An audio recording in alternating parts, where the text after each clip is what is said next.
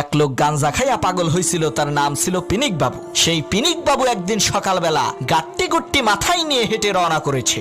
গ্রামের লোকেরা তাকে জিজ্ঞেস করলো, কিরে কই যাস? পিনিক বাবু বলল, আমি ঢাকা যাই। লোকেরা বলল, যাক আপদ একখান বিদায় হইল। পরের দিন সকালবেলা গ্রামের মানুষ ঘুম থেকে উঠে দেখে পিনিক বাবু বাড়িতে।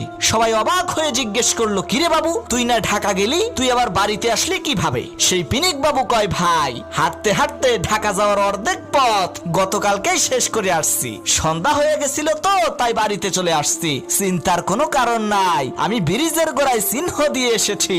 আজকে আবার ওই ব্রিজের গোড়া থেকে হাঁটা শুরু করব, তারপর ঢাকা চলে যাব। শোনো মুসলমান, আমরা ওই পিনিক বাবুর মতোই ঈদের দিন সকালে নামাজ পড়ে দান খয়রাত করে আল্লাহ তাআলার কিছুটা নৈকট্য লাভ করি। তারপর নাচ গান অশ্লীলতার বেহায়াপনায় লিপ্ত হয়ে ঈদের দিন সন্ধ্যা করে আবার আমরা পথভ্রষ্ট হয়ে আগের